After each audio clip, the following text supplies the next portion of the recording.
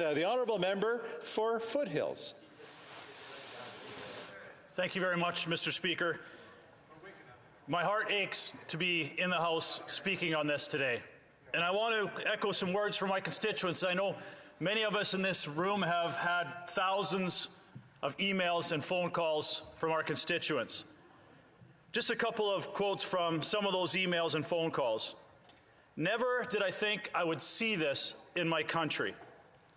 I don't recognize our Canada right now. Our anthem has lost all meaning this week. Let's remember our anthem. True patriot love in all of us command. True north, strong and free. That is what our anthem stands for. And when Canadians are telling me and my constituents that they think our anthem has lost all meaning by the actions over the last several weeks, that is disheartening. But they're sending these emails because there is a crisis in this country. But the crisis isn't what the Prime Minister is depicting that it is. The crisis is a lack of trust from Canadians for their Liberal government and for the Prime Minister. That is the crisis we are facing. When citizens come to Ottawa, the seat of our national government, what they expect is to be heard, to be respected. Instead, the Prime Minister vilified, mocked, and stigmatized. Shame. Let's take a look at what the Prime Minister preaches and what he practices. He preaches diversity is our strength. A Canadian is a Canadian is a Canadian. We've got your back. But what we have seen is what the Prime Minister practices. You're racist, misogynist, the fringe, unacceptable. This is not the actions of a leader. These are the actions of a schoolyard bully. And that is exactly how our Prime Minister has acted. Now, the Prime Minister said invoking the Emergencies Act was the last possible step he would take. It wasn't the first, wasn't the second, wasn't the third. But what was 1, 2, and 3? None of us have seen that. It clearly states in the Emergency Act to invoke this legislation, you must table a document that outlines who you've spoken with. Groups, organizations, people, before you press the nuclear option. But did he speak to anyone? Did he go outside and meet with the protesters? No. Did anyone speak to anyone outside his bubble before he pressed this nuclear option? No. What the Prime Minister did was hide in his cottage. When Canadians wanted hope, they needed leadership, he abandoned them. He neglected his duty. The Prime Minister led us into this crisis. He had no intentions of ending the mandates. He wanted no path forward for United Canada. No, instead, every time he doubled down. He threatened to increase restrictions, vilified millions of Canadians, further stoking fear and division. Well, Mr. Prime Minister, through you, Speaker, mission accomplished. Here we are as a country divided and fallen. This was not a national emergency. This wasn't a security issue. This was a political emergency brought on by the Prime Minister. And it was a political emergency because you know what happened? Over the last few weeks, Canadians found their voice.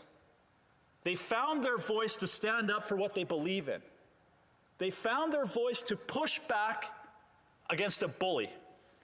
Vaccinated and unvaccinated, they found their voice to say, I want my job back.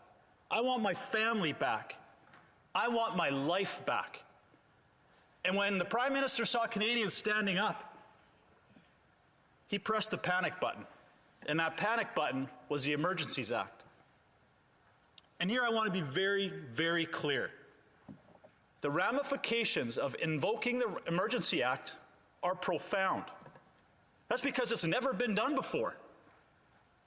When we had 9/11, the Oka crisis, during the height of this pandemic, no government ever talked about invoking the Emergencies Act. 2 years ago, when anti-energy activists had blocked highways, railways, ports, the government under this Prime Minister never talked about the Emergencies Act. And those protests lasted for 17 days and actually brought our entire economy to its knees. Zero trade was happening. Did they think about the Emergency Act? No. Meanwhile, over the last week, these blockades the Prime Minister is saying are devastating our economy in Coutts, Ambassador Bridge, Emerson, have all been resolved. And they didn't take the Emergencies Act.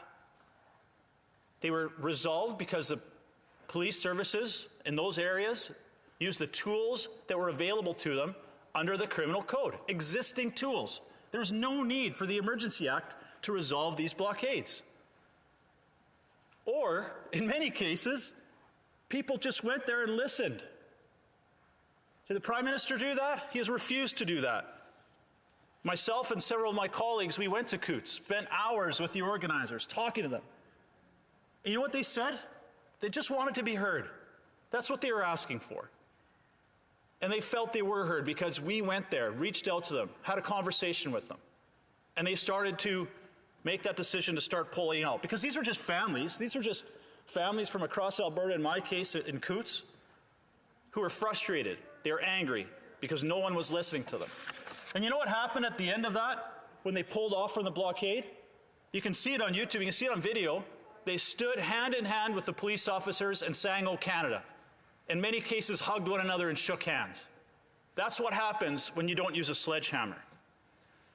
So what is the threat to national security? These blockades are removed. What is the justification of invoking the Emergencies Act? In a simple answer, there isn't one. In fact, a prominent lawyer in my riding, he sent me a note and he said, there was never a point with regard to any alleged blockade that could not have been resolved under the existing Canadian law that would justify the invocation of the Emergencies Act.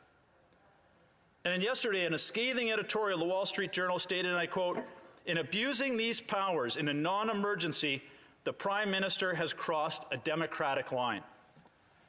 Well, I would argue the Prime Minister wants to erase that line entirely. The Liberal Finance Minister has already said that some of the powers that they've invoked as a part of the Emergency Act, she wants to make permanent. So, was invoking the Emergencies Act, which we all now know is unwarranted and unjustified, was this actually the end game, to simply make portions of this power grab permanent? Was that their goal all along? Will the Liberals ban protests that don't align with their ideology? Will they retain access over the Canadian savings accounts? They are saying that these powers are geographically targeted. We know that's not true. The financial implications of this and freezing bank accounts, that impacts every single Canadian. It's not geographically targeted. I have no words for this type of audacity. And unfortunately, this is real. It's not happening, it's happening in Canada. Not Moscow, not North Korea, not Cuba, right here. Mr. Speaker, I want to finish with this. I received a call in my office from a single mother in my riding.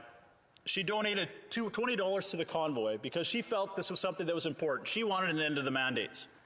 $20. Since the Liberals have invoked the Emergency Act, they have threatened to freeze accounts of anybody who supported this convoy or these protests. In fact, the Minister of Justice, when asked what was going to be the metrics on whose accounts were going to be frozen, he couldn't answer, or he wouldn't answer. Instead, he compared anyone who supported these protests to terrorists. Is this mom a terrorist? Is she a racist? No, this mom is terrified.